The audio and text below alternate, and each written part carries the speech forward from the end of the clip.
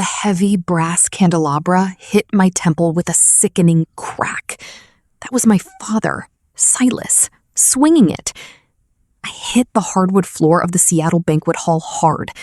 I was 8 months pregnant, and the cold seeped right through my silk dress as blood pooled near my swelling stomach. You know what my family did? They stepped right over me. They literally sidestepped my bleeding body to grab the keys to my Porsche. Through the blinding pain and the sudden, terrifying contractions gripping my abdomen, I watched my father drop those keys right into the hands of my brother's fiancée, Sloane. Like I was already a corpse. Like I didn't even matter. They honestly thought physical violence would shatter me completely, leaving my life ripe for the taking.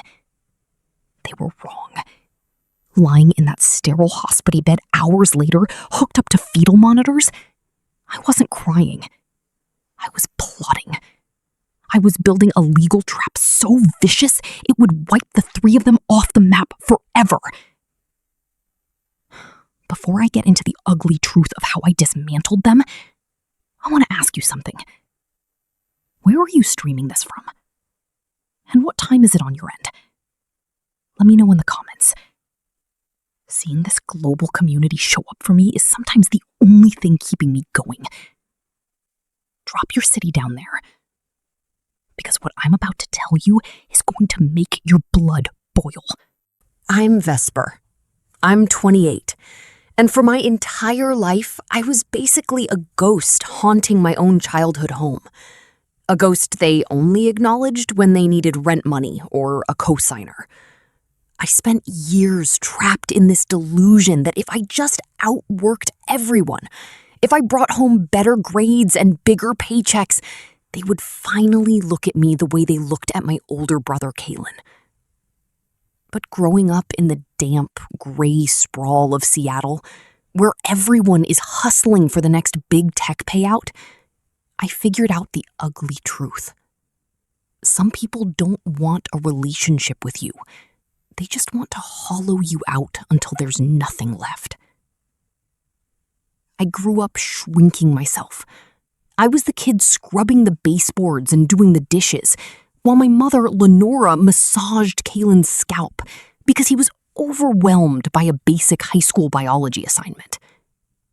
Silas, a man who wore his rage like a loaded gun, drilled it into our heads early. Kalen was the bloodline's future, the golden boy. I was just overhead, an annoying expense they hoped would eventually marry some random guy, move out, and stop occupying oxygen. But I refused to fade out. I had this quiet, obsessive drive that made them deeply uncomfortable. While Kalen blew through his 20s wrecking the cheap sedans my parents financed on high-interest credit cards, I was practically living at my desk. I'd be up at 4 a.m., my face lit only by the harsh glare of my monitor, grinding through freelance software contracts. I didn't have a wealthy uncle. I didn't have a trust fund to fall back on. All I had was a sharp mind, a brutal survival instinct, and a stubborn refusal to let my family's toxic mediocrity pull me under. For a long time, I played the game. I smiled tight-lipped and acted the part of the compliant daughter. I swallowed the constant gaslighting. I would sit at the kitchen table and listen to Lenora lecture me, telling me that my promotions and bank accounts meant absolutely nothing because a woman's only real currency was how well she catered to a man. I kept my mouth shut and let them think they had me completely under their thumb. They mistook my silence for submission, having no clue that every insult was just fuel for what I was building behind their backs. I remember watching Silas fire up the grill, throwing a massive backyard blowout just because Kalen managed to hold down a barista gig for 3 consecutive weeks. Meanwhile, my straight-A report cards were met with nothing but eye rolls. I swallowed the hurt because, with the pathetic desperation of a neglected kid, I believed my success would eventually crack them open. I thought achieving greatness would be the key to their hearts. I was terribly wrong. My success just painted a massive target on my back. To grasp the absolute cruelty of what they pulled, you need to understand the hell I crawled through to build the life they tried to hijack. When I turned 18, Lenora informed me they wouldn't spare a single dime for my tuition. College was a distraction for girls. Their savings were strictly reserved for Kaylin's delusional startup ideas. So I handled it myself. I took a brutal graveyard shift at a Seattle server farm, rebooting systems until dawn, then dragged my sleep-deprived body to morning lectures at UW. I lived on black coffee, instant noodles, and pure, spiteful adrenaline for 4 years. I pulled a flawless 4.0, snagged a full-ride scholarship for tuition, but every other bill, rent, food, textbooks, came straight out of my own exhausted pockets. My independence deeply offended them. The second Silas and Lenora sniffed out that my night shifts paid decently, the claws came out. Lenora would call me hyperventilating, claiming the water was getting shut off or that Silas's truck desperately needed a new alternator. Every month, without fail, they extorted $2,000 from my miserable paychecks. If I ever pushed back, Silas would explode through the phone, branding me a greeny, ungrateful brat who turned her back on her own flesh and blood. I paid the ransom. I handed over my hard-earned cash while Kaylin sprawled on their living room sofa at 30 years old, chain vaping and playing first-person shooters. He drove a used Honda they bought him by maxing out their credit cards. I was literally subsidizing my brother's parasitic existence while I walked miles to campus in the freezing Seattle rain because I couldn't even justify the cost of a bus pass. Any sane person would have walked away then, but I kept grinding. When I graduated, the payoff was massive. I landed a lead developer role at a top-tier tech firm downtown. Within 3 years, my salary blasted into the mid-six figures.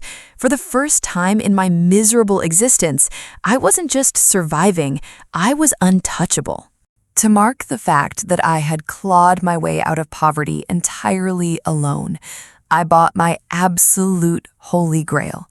A custom emerald green Porsche 911, paid in cash, over $100,000. The afternoon I drove it off the dealership lot, I completely broke down. It wasn't just a machine, it was armor. It was proof that I had won. Around that same time, I met Thane. Thane was everything the people in my bloodline lacked. He was fiercely loyal, deeply empathetic, and intensely protective. We got married 2 years ago in a quiet, moody ceremony in the mountains. My parents barely cracked a smile the whole time. From the jump, Thane read them like a cheap magazine.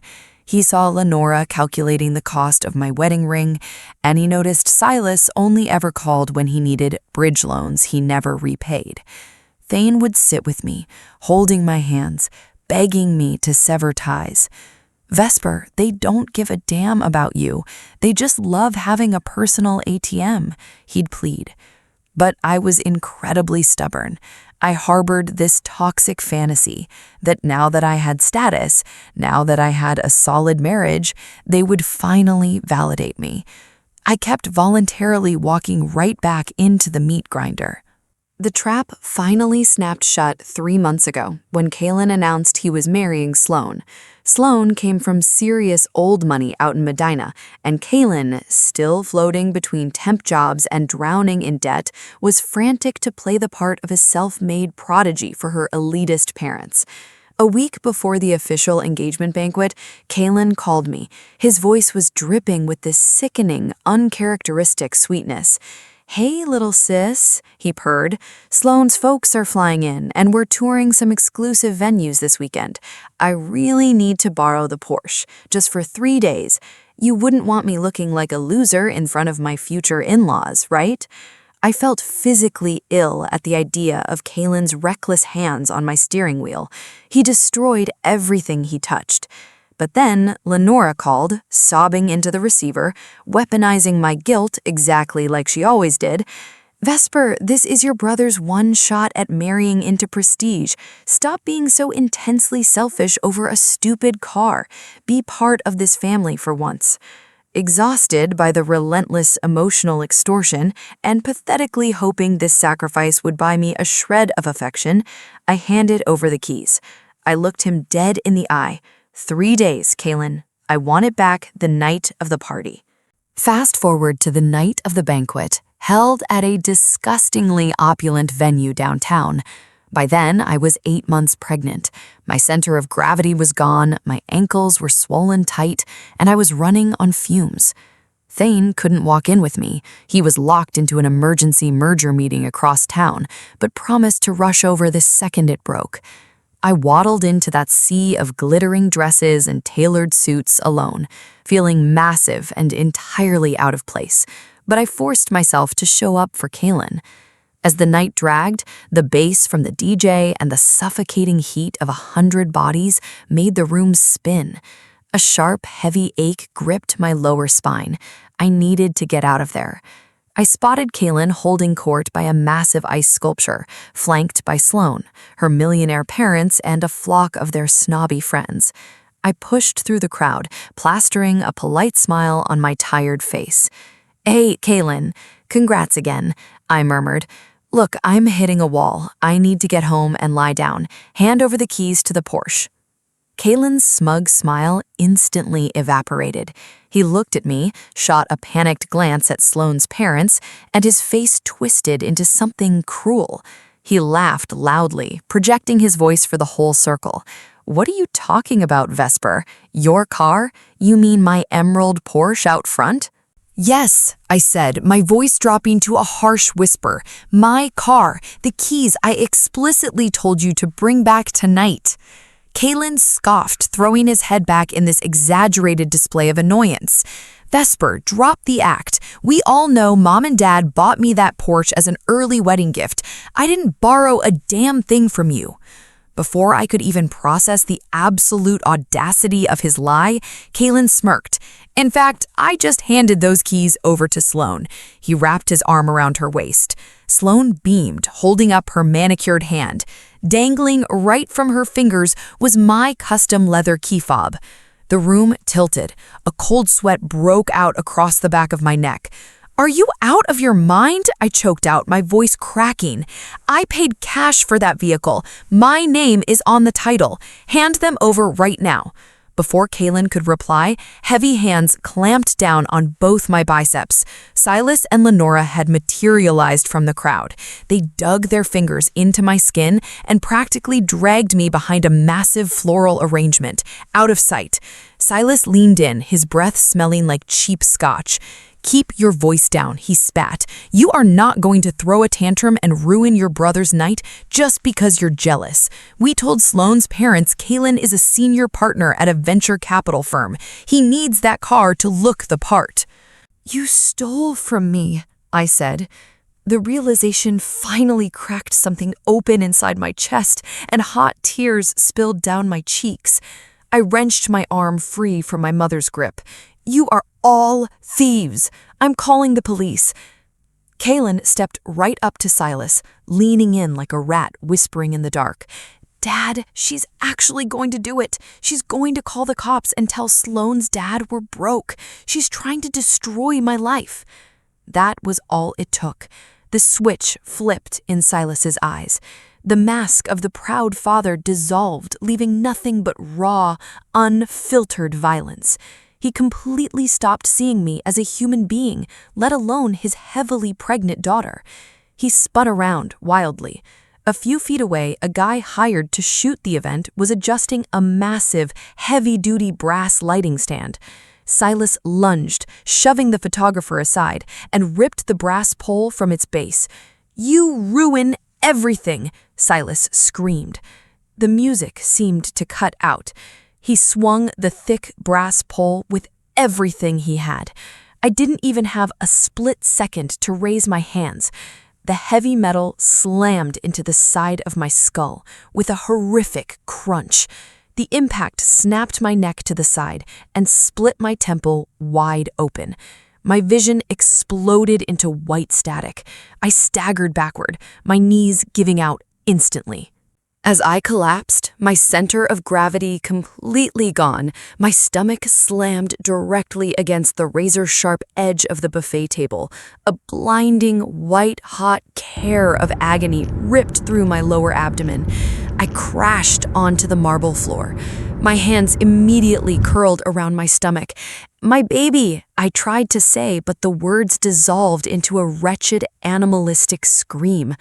The blunt force trauma had instantly triggered violent, premature contractions. They hit me like a freight train, locking my muscles in excruciating spasms. Hot blood poured from my scalp, soaking into my hair and staining the pristine white marble beneath me. Through the haze of tears and agony, I looked up at the people who raised me, desperately waiting for them to help. What happened next permanently killed the last dying ember of love I had for them. Lenora didn't drop to her knees. She grabbed Sloane by the wrist and yanked her backward. "Watch out, Sloane. Don't let her blood ruin your silk gown," my mother hissed. Silas stood over me, chest heaving, holding the brass pole.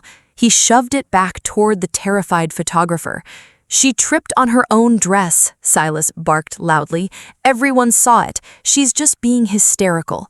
Right behind him, Kaylin calmly slid my Porsche keys into his tuxedo pocket, a faint smile playing on his lips. They were entirely prepared to watch me bleed out on a banquet hall floor just to protect a pathetic lie. The physical agony was unbearable, but the sheer emotional devastation was absolute. I was lying in a puddle of my own blood, surrounded by monsters who shared my DNA. The lifelong fantasy that I could earn their love shattered into dust. I stopped crying. As another contraction ripped through my pelvis, a freezing, hollow rage settled into my bones. I stared at Kaylin's smug face and made a silent promise to the little girl kicking frantically inside my ribs. We are going to survive tonight, and I am going to bury them alive. Over the chaotic murmurs of the crowd, I saw my cousin, Blythe, sprinting toward me. Her face was chalk white. She completely ignored Silas, fell to her knees beside me, and pressed her phone to her ear. "Thame, get to the hotel now," she screamed into the receiver. "They are killing her." 10 agonizing minutes of blinding lights and panicked voices blurred together. Then, the heavy oak doors of the ballroom blew open. Thane didn't just enter the room, he tore through it. Blythe had reached him when he was only a few blocks away, and he had blown through every red light in downtown Seattle. 4 Seattle PD officers and a paramedic team were right on his heels. When Thane saw me curled on the marble, drenched in blood and gasping through labor pains, a sound ripped out of his chest that I will never forget. It was this primal, shattered roar. He shoved Kaylin out of the way, dropped to his knees, and ripped off his suit jacket, pressing it hard against my bleeding head. Vesper, look at my eyes. Stay here," he begged, his voice cracking as he kissed my forehead. The paramedics swarmed us instantly, slicing open the fabric of my dress to press fetal monitors against my stomach. Silas immediately stepped forward, adopting a shaky, concerned voice for the cops. "Officer, it was a terrible accident," he lied without blinking. "Vesper is clumsy right now. She tripped over a loose rug and hit the table. We were just dialing 911. Thane stopped applying pressure to my head. He stood up slowly. He is 6'3", and he absolutely towered over my father. The look on Thane's face was terrifying. It was pure, calculating destruction.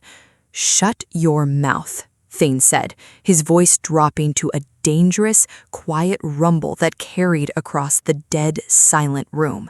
He pointed a finger straight up at the ceiling, right at the black dome of a 4K security camera. "This entire property is hardwired. My firm installed and manages the security servers for this hotel group. I am pulling the feed right now." All the blood rushed out of Silas's face. He stumbled backward, realizing he was completely trapped. Kaylin tried to quietly slip out the service corridor, but two officers immediately stepped into his path, their hands resting on their utility belts. Before stepping into the back of the ambulance, Thane turned back. He looked at Silas, Lenora, and Kaylin, delivering a promise so cold it cut through my physical pain. You didn't just commit assault tonight. You attempted to murder my wife and my daughter over a car. I will liquidate every asset I own. I will hire the most vicious prosecutors in this state, and I will make sure you rot in maximum security until you die. You are finished. The paramedics loaded me in, and the doors slammed shut. As the ambulance tore through the rainy Seattle streets, I looked through the rear window. The officers had already checked the photographer's backup footage. Handcuffs clicked shut around Silas's wrists. Lenora and Kaylin were dragged out right behind him, paraded in front of Sloane's horrified, wealthy family. I saw Sloane's father shouting, aggressively pointing at Kaylin, effectively vaporizing the engagement right there on the wet pavement. Then, the hospital doors flew open and everything turned into a frantic, high-stakes blur. Nurses yelled out my crashing blood pressure. The monitor beeped violently. My baby's heart rate was dropping fast from the sheer trauma of the impact. The surgical team didn't waste a second. Within 20 minutes of hitting the ER doors, I was completely under for an emergency C-section. Waking up from general anesthesia feels like clawing your way out of wet cement. When I finally forced my eyelids open in the recovery ward, Thane was the first thing in focus. He looked wrecked. Deep purple bags hung under his bloodshot eyes, but he managed this broken, exhausted smile. He pressed his forehead against mine and told me our daughter made it. She weighed just 4 pounds and was wired to a terrifying number of machines in the NICU, but she was breathing. She fought her way into the world just like her mother. The second I knew my kid was going to survive, my panic evaporated. What replaced it was a surgical, ice-cold obsession with ruining the people who put her in that plastic incubator. I didn't cry over my parents. I didn't grieve. While my incision burned and nurses pumped me full of antibiotics, Thane and I held a meeting with the King County prosecutor right there in my hospital room. Kaylin and Silas had scrambled to hire expensive defense attorneys who were blowing up Thane's phone, desperate for a settlement. They tried to frame attempted murder as a private family dispute. I stared flatly at the prosecutor. Offer them nothing. I want every single charge maxed out. We hit them with a legal avalanche that erased their entire reality. First up was Kaylin. I pressed charges for grand theft auto regarding the Porsche. In Washington state, stealing a vehicle worth over $100,000 pushes it into severe felony territory, carrying serious prison time all by itself. Then we nailed Silas with aggravated assault with a deadly weapon, heavily bumped up because he intentionally battered a visibly pregnant woman. For Lenora, we filed reckless endangerment and accessory after the fact for trying to scrub the crime scene. But prison wasn't enough. I wanted them to experience the exact financial terror they kept me in for decades. I picked up my phone and called the property manager of their Seattle townhouse. I had leased that place under my LLC, quietly paying their rent for years. I yanked the funding and broke the lease immediately. While my family sat rotting in holding cells, unable to post the massive bail Thane's legal team pushed for, a sheriff slapped an eviction notice on their door. Movers literally dragged Kaylin's gaming setups, my mother's antique couches, and Silas's golf clubs onto the wet sidewalk. I canceled their phone plans. I permanently closed the credit accounts they had fraudulently opened using my social security number. I severed every financial artery I had ever provided.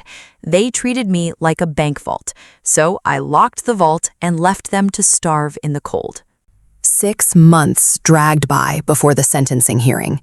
I absolutely refused to be in the same physical room as them, and I wasn't letting their garbage energy anywhere near my infant. The judge granted me permission to log into the King County Superior Court via a secure Zoom feed. I sat on my living room sofa, sunlight pouring through the windows, rocking my perfectly healthy baby girl against my chest. Thane sat right next to me, his arm around my shoulders. On my laptop screen, the camera panned to the defense table. I didn't feel a drop of pity. Silas, Lenora, and Kaylin looked completely destroyed. That arrogant, untouchable family who stepped over my bleeding body didn't exist anymore. They were pale, drastically underweight, wearing standard-issue orange jumpsuits, and shackled at the wrists and ankles. Because I cut off their money supply, they couldn't hire private fixers. They were stuck with an exhausted public defender who barely looked up from his notepad. When the judge called on me to give my victim impact statement, I stared right into the webcam. I didn't yell. I just systematically detailed 28 years of financial bleeding, psychological manipulation, and the brutal reality of what they did in that banquet hall. Then the prosecutor hit play on the 4K security footage.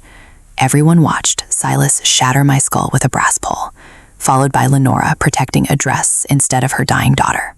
The courtroom went entirely silent.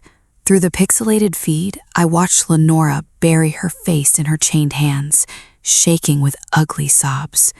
Kaylin just stared at the floor, finally grasping that his charm couldn't hustle his way out of this one. The judge threw the book at them. Silas got 15 years in the state penitentiary for aggravated assault on a pregnant victim.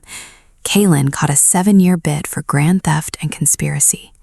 Lenora got 3 years of strict probation and a permanent felony record, meaning she was broke, functionally homeless, and completely unemployable. I didn't stick around to watch the bailiffs drag them away. I just tapped my trackpad, ended the call, and permanently deleted them from my universe. The quiet that settled over my living room was the best sound I've ever heard.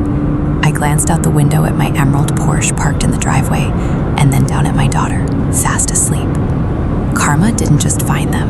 I drove it right through their front door. I'm safe now. I'm financially untouchable, and I am finally free. Closing that laptop was the exact second my real life started. If this nightmare taught me anything, it's that sharing DNA doesn't make you family. Shared loyalty does. I wasted 28 years trying to buy love from parasites, but standing here today, I want to know, did I go too far putting my own blood in prison? What would you do? Drop a comment.